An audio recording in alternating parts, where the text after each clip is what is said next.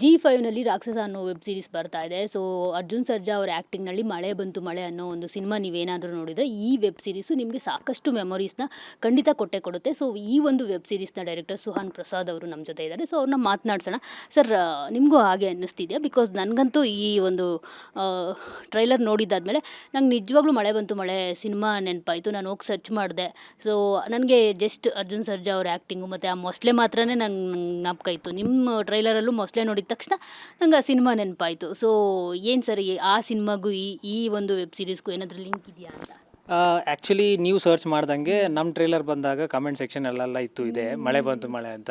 ಅದಕ್ಕೆ ನಾನು ಹೋಗಿ ಸರ್ಚ್ ಮಾಡಿದೆ. ನಾನು ಆ್ಯಕ್ಚುಲಿ ನೋಡಿರಲಿಲ್ಲ ಮಳೆ ಬಂತು ಮಳೆ.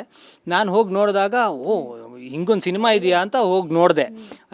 ಸಿನಿಮಾ ನೋಡಿಲ್ಲ, ಬಟ್ ಟ್ರೇಲರ್ ನೋಡಿದೆ. ನಂಗೆ ತುಂಬ ಇಷ್ಟ ಆಯಿತು. ಯಾಕಂದರೆ ನಾವು ಈಗ ಟೆಕ್ನಾಲಜಿ ಎಲ್ಲ ಎಷ್ಟು ಮುಂದೆ ಹೋಗಿದೆ. ನಾವು CGL ಮಾಡ್ತೀವಿ, ಅದೆಲ್ಲ ಮಾಡ್ತೀವಿ. ಆ ಕಾಲದಲ್ಲಿ ಅದನ್ನು ಮಾಡಬೇಕಿದ್ರೆ ಎಷ್ಟು ಎಫರ್ಟ್ ತೊಗೊಂಡಿರಬೇಕು ಅವರು ಅನ್ನೋದು ತುಂಬ ಖುಷಿ ಆಯಿತು. ಡೆಫಿನೆಟ್ಲಿ ಒಂದು ಒಳ್ಳೆ ಸಿನಿಮಾಕ್ಕೆ ನಮ್ಮದನ್ನು ಹೋಲಿಸ್ತಿದ್ದಾರೆ ಅನ್ನೋ ಖುಷಿ ಇದೆ, ಬಟ್ ಲಿಂಕ್ ಇಲ್ಲ. ನಾನು 90s ಕಿಡ್. ಹೌದೌದು, 90s ಕಿಡ್ಡೇನಾ? ಮತ್ತು ದೂರದರ್ಶನಲ್ಲೆಲ್ಲ ಬರ್ತಿರುತ್ತೆ. ಮೇ ಬಿ ನೀವು ಮಿಸ್ ಮಾಡಿರ್ತೀರಾ ಅವತ್ತು. ಸೊ ಎಲ್ಲ ನೋಡ್ತಾ ಇರಲಿಲ್ಲ ಆಗ. ಹೌದಾ?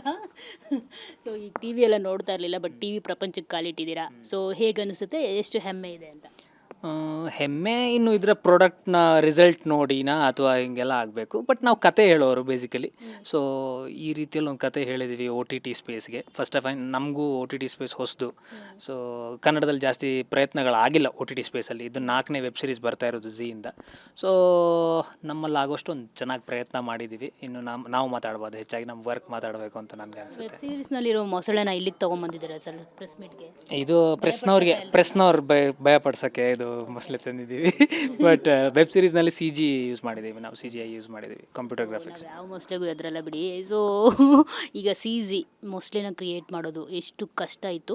ಸೊ ನಾನು ಯಾಕೆ ಈ ಮಾತು ಹೇಳ್ತಾ ಇದ್ದೀನಿ ಅಂದರೆ, ನಾನು ಚೈಲ್ಡ್ಹುಡ್ಡಲ್ಲಿ ಜಾಸ್ತಿ ಬೇಬಿ ಫ್ಯಾಮಿಲಿ ಮೂವೀಸೇ ನೋಡ್ತಾ ಇದ್ದಿದ್ದು. ಯಾಕಂದರೆ ಅದರಲ್ಲಿ ಕೋತಿ ಇರ್ತಾಯಿತ್ತು, ನಾಯಿ ಇರ್ತಾಯಿತ್ತು, ಹಸು ಇರ್ತಾಯಿತ್ತು. ಸೊ ನನಗದು ತುಂಬ ಇಷ್ಟ ಆಗ್ತಾಯಿತ್ತು ಆ ಥರ ಪ್ರಾಣಿಗಳನ್ನ ಯೂಸ್ ಮಾಡ್ಕೊಂಡು ಸಿನಿಮಾ ನೋಡೋದು. ಇತ್ತೀಚೆಗೆ ಆ ಕಾನ್ಸೆಪ್ಟ್ ಹೊರಟೋಗಿತ್ತು. ಎಲ್ಲೂ ನಾವು ನಾಯಿ ಅಫ್ಕೋರ್ಸ್ ಇರುತ್ತೆ, ಬಟ್ ಕೋತಿ ಅದು ಇದು ಎಲ್ಲ ಬೇರೆ ಪ್ರಾಣಿಗಳು, ಆನೆ ಎಲ್ಲ ಇದ್ದಾಗ ಇನ್ನಷ್ಟು ಎಂಟರ್ಟೈನಿಂಗ್ ಆಗಿರುತ್ತೆ, ಚೆನ್ನಾಗಿ ಅನಿಸುತ್ತೆ. ಮಕ್ಳಿಗಂತೂ ತುಂಬ ಇಷ್ಟ ಆಗುತ್ತೆ. ಸೊ ಅಫ್ಕೋರ್ಸ್ ನನಗೆ ಈಗಲೂ ಇಷ್ಟನೇ ಆ ಥರದ್ದು ಮೂವೀಸ್ ಎಲ್ಲ. ಸೊ ಆ ಥರದ್ದು ಇಷ್ಟಪಡೋರಿಗೆ ಈ ಥರದ್ದು ಈ ವೆಬ್ ಸೀರೀಸು ತುಂಬ ಇಷ್ಟ ಆಗುತ್ತೆ ಹೇಗೆ ಅಂತ? ಖಂಡಿತವಾಗ್ಲೂ ಇಷ್ಟ ಆಗುತ್ತೆ. ಯಾಕಂದರೆ ನಾವು ಹೊಸತೇನು ತಂದಿರೋದಲ್ಲ, ಹೊಸ ಪ್ರಪಂಚದಿಂದ ತಂದಿರೋದಲ್ಲ, ನಮ್ಮ ರಿಯಾಲಿಟಿಯಲ್ಲಿ ಆಗ್ತಾ ಇರುವಂಥದ್ದೇ.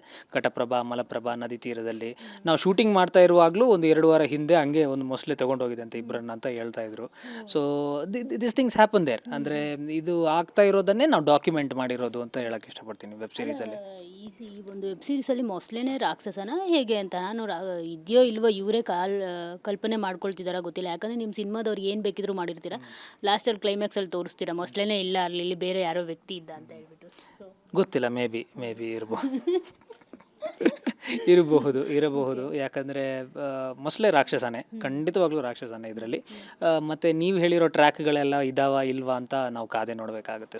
ಸ್ವಲ್ಪ ತಾಳ್ಮೆ. 20ಕ್ಕೆ 19th ಮಿಡ್ನೈಟ್ಗೆ ನಿಮಗೆ ಬರ್ತಾ ಇದೆ ZEE5ಅಲ್ಲಿ. ಸೊ ಸ್ವಲ್ಪ ತಾಳ್ಮೆಯಿಂದ ಕಾಯೋಣ, ಉತ್ತರ ಎಲ್ಲ ಸಿಗುತ್ತೆ. ಎಷ್ಟು ಭಯಂಕರವಾಗಿರುತ್ತೆ ಈ ಮೊಸಳೆ. ಯಾಕಂದರೆ ರಕ್ತದ ರುಚಿ ನೋಡಿದೆ ಅಂತ ಇದ್ರು, ಮನುಷ್ಯನ ರಕ್ತದ ರುಚಿ.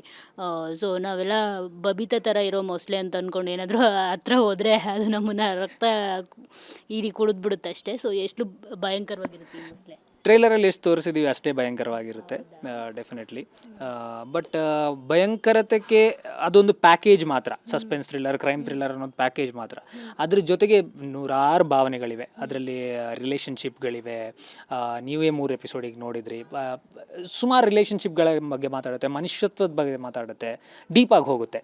ನನಗೆ ವೆಬ್ ಸೀರೀಸ್ ಸ್ಪೇಸ್ ಇಷ್ಟ ಅನ್ನೋದು ಯಾಕಂತಂದರೆ, ಇಲ್ಲಿ ಬ್ಲ್ಯಾಕ್ ಆ್ಯಂಡ್ ವೈಟ್ ಅನ್ನೋದು ಯಾವತ್ತೂ ಇಲ್ಲ ಕ್ಯಾರೆಕ್ಟರ್ಸ್ ಆಗಿ. ಇದರಲ್ಲಿ ಗ್ರೇ ಏರಿಯಾಸ್ನ ಸ್ವಲ್ಪ ಎಕ್ಸ್ಪ್ಲೋರ್ ಮಾಡೋಕ್ಕಾಗತ್ತೆ ನಮಗೆಲ್ರಿಗೂ. ನಾವೆಲ್ಲರೂ ಎಲ್ಲ ಫ್ಲಾಡ್ ಮನುಷ್ಯರೇ ಅಲ್ವಾ, ನೀವು ನಾನು ಒಳ್ಳೆಯವರು, ಒಳ್ಳೆತನೂ ಇದೆ, ಕೆಟ್ಟತನೂ ಇದೆ ನಮ್ಮದ್ರಲ್ಲಿ. ಆದರೆ ಮಧ್ಯದಲ್ಲಿ ಏನೋ ಇದೆ ನಮ್ಮದ್ರಲ್ಲಿ, ಒಂದು ಗ್ರೇ ಏರಿಯಾ ಅಂತ ಹೇಳ್ತೀವಿ. ಅದನ್ನು ಎಕ್ಸ್ಪ್ಲೋರ್ ಮಾಡೋಕ್ಕೆ ತುಂಬ ಮಜಾ ಕೊಡುತ್ತೆ ವೆಬ್ ಸೀರೀಸಲ್ಲಿ. ಅದನ್ನು ಒಳ್ಳೆ ಎಕ್ಸ್ಪ್ಲೋರ್ ಮಾಡಿದ್ದೀವಿ ಅಂತ ಹೇಳ್ಬೋದು. ಸೊ ನೀವು ಒಂದು ಮೊಟ್ಟೆ ಕತೆ ಕ್ರಿಯೇಟಿವ್ ಪ್ರೊಡ್ಯೂಸರ್ ಅಂತ ಗೊತ್ತಾಯಿತು. ಸೊ ನಾನು ಟೈಮಲ್ಲಿ ನೋಡಿದ್ರು ನೀವು ನನಗೆ ಗುರ್ತು ಸಿಗಲ್ಲ ಬಿಡಿ ನೀವು. ಸೊ ಯಾಕೆ ಅಂದರೆ ಈ ಟೈಮಲ್ಲಿ ದುಡ್ಡು ಖರ್ಚು ಮಾಡೋದು ಬೇಡ ಸಿನಿಮಾಗೆ ಅಂತ ಹೇಳ್ಬಿಟ್ಟು ಡೈರೆಕ್ಟರ್ ಕ್ಯಾಪ್ ತೊಟ್ಕೊಂಡ್ರೆ ಹೇಗೆ ಅಂತ? ಆಕ್ಸಿಡೆಂಟಲ್ ಪ್ರೊಡ್ಯೂಸರ್ ನಾನು. ಆ್ಯಕ್ಚುಲಿ ನಾನು ಫಸ್ಟ್ ಡಿರೆಕ್ಟೋರಿಯಲ್ ಡೆಬ್ಯೂ ಆಗಿದ್ದು ನಂದು ರಂಗ್ ಅಂತ ಒಂದು ತುಳು ಸಿನಿಮಾ. ಅದು ಮಾಡಿ ಆಮೇಲೆ ಆಕ್ಸಿಡೆಂಟಲ್ ಪ್ರೊಡ್ಯೂಸರ್ ಆಗಿದ್ದು ನಾನು ಒಂದು ಮೊಟ್ಟೆಯ ಕತೆಗೆ. ನಾನು ತುಳು ಹೌದು, ಕರಾವಳಿಗರು.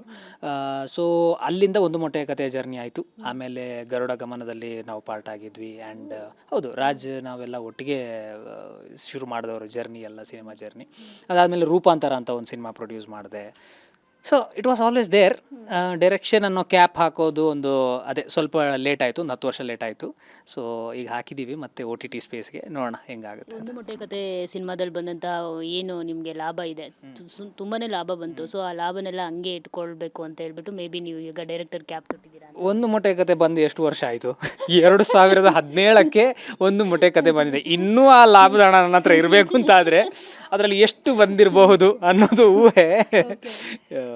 ಇಲ್ಲಮ್ಮ, ಡೀಸೆಂಟಾಗಿ ಮಾಡಿತ್ತು ಒಂದು ಮೊಟ್ಟೆ ಕತೆ. ಆಗ ಟೈಮಿಗೆ ಇಟ್ ವಾಸ್ ಗುಡ್ ಅಂದರೆ ಚೆನ್ನಾಗಿ ಮಾಡಿತ್ತು.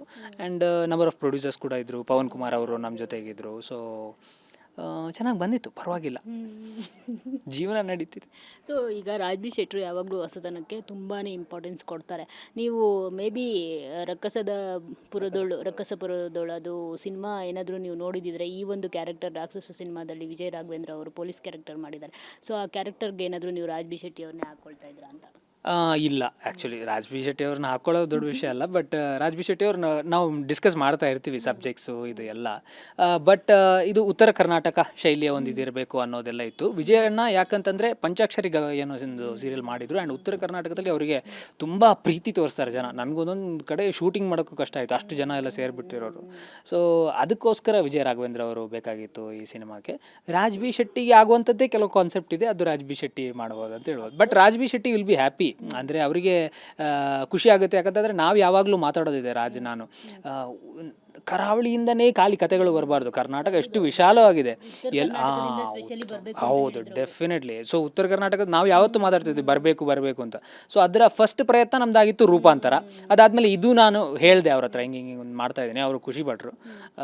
ಸೊ ಎಲ್ಲ ಕಡೆಯಿಂದ ಕತೆಗಳು ಬರಬೇಕು. ಕರ್ನಾಟಕದ ಮಣ್ಣ ಬೇರೆ ಬೇರೆ ಭಾಗದಿಂದ ಕತೆಗಳು ಬಂದರೆ ಬೇರೆ ಬೇರೆ ಜಾಗದಿಂದ ಫಿಲ್ಮ್ ಮೇಕರ್ಸ್ ಹುಡ್ತಾ ಹೋಗ್ತಾರೆ. ಒಂದು ನೋಡೋಕ್ಕೂ ಮಜಾ ಆಗುತ್ತೆ ಅಲ್ವಾ?